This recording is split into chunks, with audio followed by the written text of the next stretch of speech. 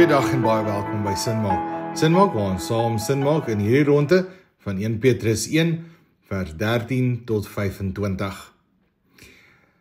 Ons het laasweek begin met die boek van Petrus, 1 Petrus 1 vers 1 tot vers 12. Vandag gaan ons verder en ons lees saam vers 13 tot vers 25. Met dit kom ons val weg en dan kyk ons of die skrif vir ons sin maak. Vers 13. Daarom omgord die verstand en deur nugter op te tree, hoop volkome op die genade wat tydens die openbaring van Jesus Christus vir julle gebring sal word.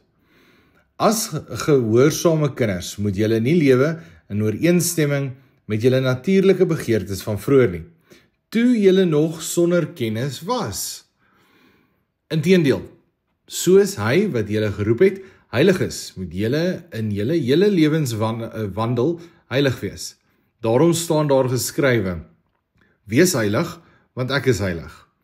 En as julle hom wat nie volgens die uiterlike oordeel nie, maar ooreenkomstig elkeen se optrede wel as Vader aanroep, tree dan met ontzag op in die tyd van julle vreemdelingskap. Julle weet tog dat julle nie met hierdie verganklikes soos silwer, goud losgekoop is uit die sinlose leefwyse wat deur julle voorvaders aan julle oorgelewer is nie, maar dat julle losgekoop is met die kosbare bloed van Christus. Hy wat soos 'n lam is, vlekkeloos en sonder liggaamsgebrek. Hy is wel vooraf geken voor die grondlegging van die wêreld.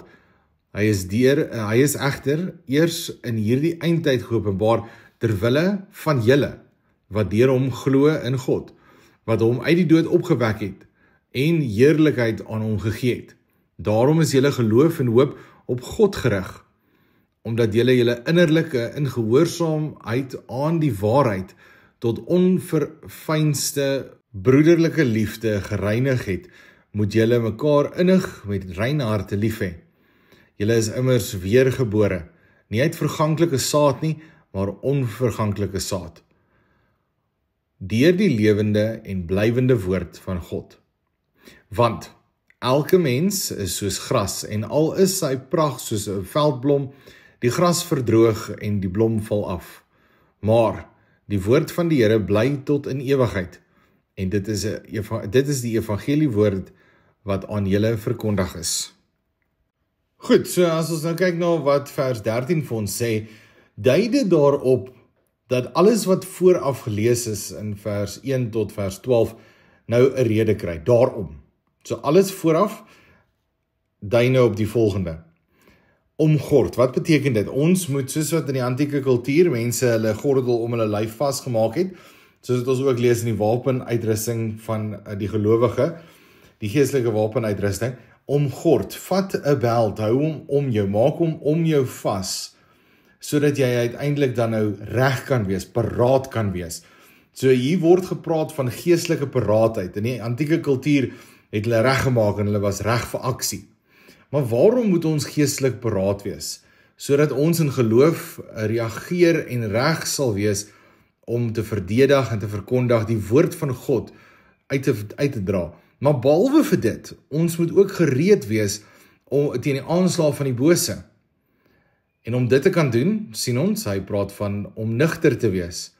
Nugter op te tree, hoop volkome op die genade wat tydens openbaring van Jesus Christus vir julle gebring sal word. Nou, ons moet nugter wees. Wat bedoel hy met nugter? Hy praat nou nie net met 'n dronkaards wat in 'n kroeg sit en besig is om hulle self heeltemal dronk te suip nie. Hy praat met elkeen van ons. Ons moet nugter wees. En wat is die gevolge van nugter? Die gevolge van nugter is selfbeheersing, waaksaamheid, geestelike selfbeheersing en geestelike waaksaamheid. So Christus word verkondig aan ons sodat ons geestelik waaksaam kan wees, geestelik selfbeheerst kan wees, om uiteindelik gereed te wees vir aksie. So dis amper soos vir 'n soldaat wat hy moet regmaak vir aksie en ons moet reg wees om te hardloop. Dan gaan hy verder in vers 14. As gehoorsame kinders. Nou hier is 'n interessante frase, want hier neem hy aan en hy veronderstel dat die mense wat die brief lees gehoorsame kinders is. Met ander woorde, hulle ken die woord van God, waaraan is hulle gehoorsaam aan God spesifiek.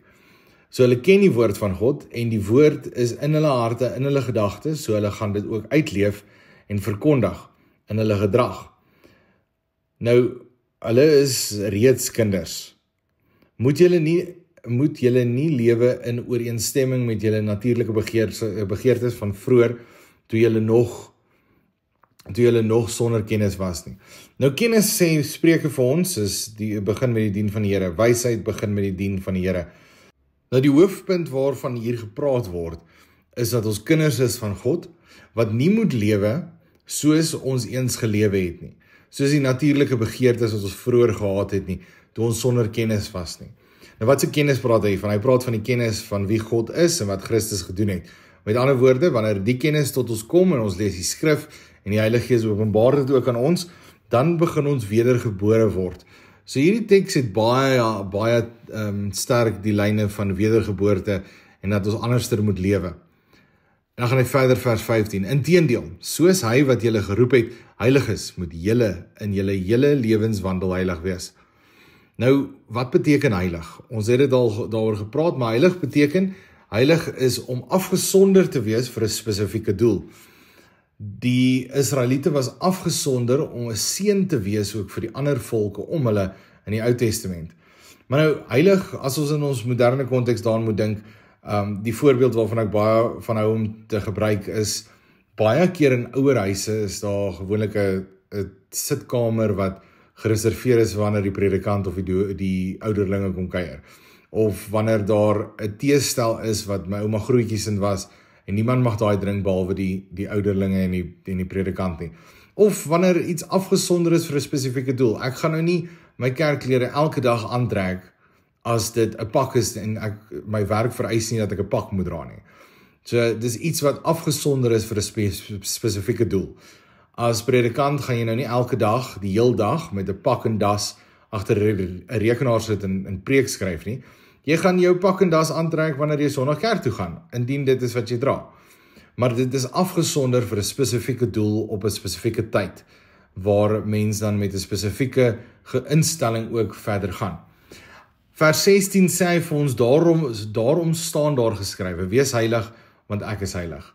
Waar word hierdie gesê? Ons lees hoofsaaklik hiervan in Levitikus 11 vers 44 tot 45, Levitikus 19 vers 2, maar sowel in Levitikus 20 vers 7, waar God dit duidelik maak dat hy is heilig. Daarso is niemand anders heilig behalwe hy nie. Maar ons wat sy kinders is, wat hom ken en saam met hom leef in verhouding, moet daarna streef om heilig te wees.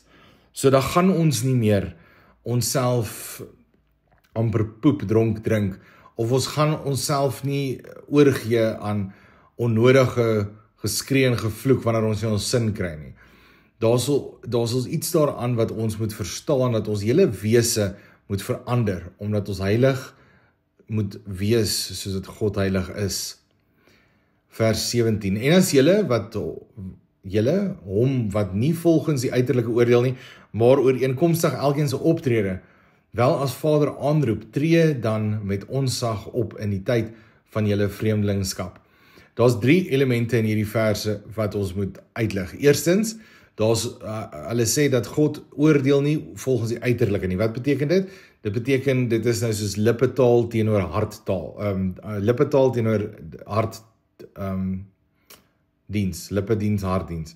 Doen ek net goeders om raak gesien te word deur God, of doen ek daadwerklik iets vanuit 'n oortuiging in die hart? Dis die eerste ding. Die tweede ding is, julle optrede moet anderster wees as die mense wat om jou is, terwyl jy in vreemdelingskap is. So, die volk wat nou hier die brief lees, die mense van God, vir wie 1 Petrus skryf, of wat Petrus voorskryf in 1 Petrus, is verstrooide volksgenote, wat dan nou uiteindelik nie in ballingskap nie, maar hulle is verstrooid as gevolg van vervolging en verdrukking ensovoorts. So, hierdie verdrukking wat plaasvind, of hierdie uitsprei van die volk, het veroorsaak dat hulle nou op ander plekke moet gaan bly. So dis nie meer jy tussen jou mense nie, dis nou jy tussen vreemde mense. En jy moet dus daar anderster lewe. En die derde ding wat ons hier sien is, as ons hom aanroep. Wat beteken dit? Aanroep is om in gebed met God te wees.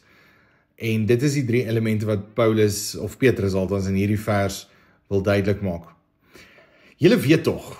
So weer eens gaan Petrus met hierdie voorveronderstelling.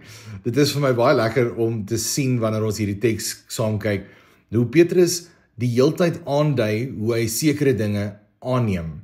Soos hy neem aan dat ons kinders is van God, want ons stem mos saam. En ons sê ons is mos Christene en verlos met die bloed van Christus. So dan as jy sê jy is mos 'n Christen, dan moet jy mos jou lewe daar volgens inrig. En nou hierdie vers voel vir my dieselfde. Julle weet tog dat julle nie met iets verganklik so silwer of goud losgekoop is uit sinlose leefwyse nie, wat deur julle voorvaders aan julle oorgelewer is nie.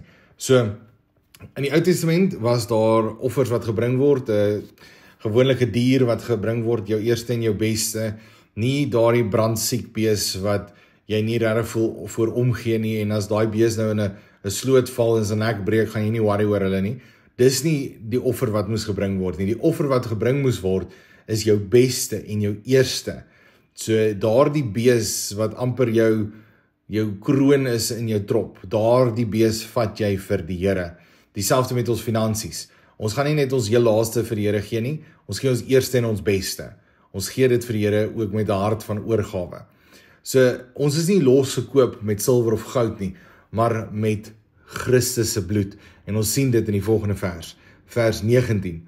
Maar dat julle losgekoop is met die kosbare bloed van Christus, hy wat soos 'n lam is, vlekkeloos en sonder liggaamgebrek.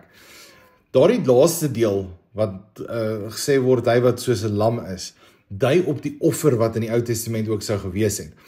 Dis weer eens alles in die Ou Testament wys heen na Christus wat sou kom. So Christus is die vlekkelose lam wat uiteindelik geslag geoffer is vir ons as 'n offer, sodat ons gered mag word. En dit hou op die perfektheid. Dit is nie God se laaste lammetjie wat gebrekkig was en 7 soorte siektes gehad het en in 'n sloot geval het en 2 bene gebreek het nie. Nee, glad nie, met alle respek gesê. Dit is inderdaad die beste van hulle almal gewees. Die beste, en ek probeer nou nie dit laat klink dat daar meer as een Christus is nie, want daar is nie, daar is net een Christus. Maar die lam is so perfek, so volmaak, en dit is een wat gestuur is vir ons.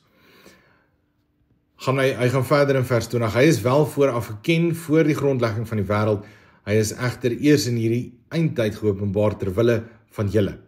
So dit is nie vir ander mense nie, dis vir julle, dis vir ons. Ons is deel van die volk van God.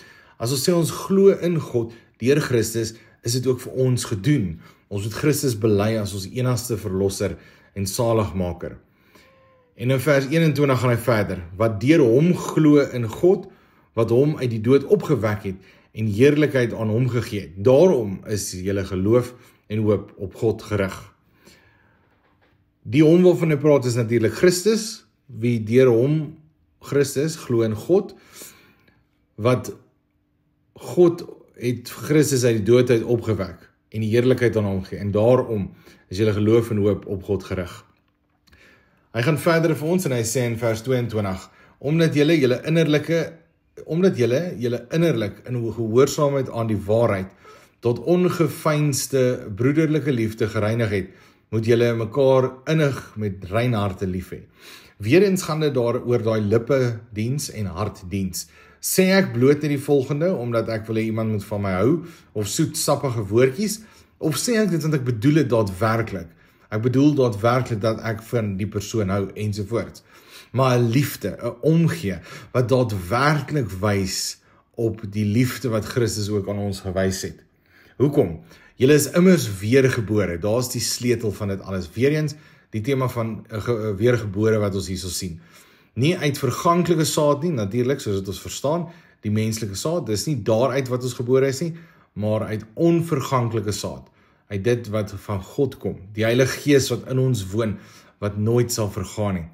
In vers 23 sien ons hierdie mooi kontras tussen verganklik en onverganklik, tussen dit wat van God kom en dit wat ons as mense beleef as verganklik, sterflik en sondig. Vers 24 en 25, want elke mens is soos gras, In vers 24 bevestig hy die verganklikheid van die mens, terwyl hy in vers 25 bevestig van die onverganklikheid van God, en dat sy woorde ewig is, waar is, en dit is ook die evangelie wat ons leer ken het. Met dit 1 Petrus 1 vers 13 tot 25. Ek hoop dit het vir elkeen van ons sin gemaak. En daarom tot volgende week, totsiens.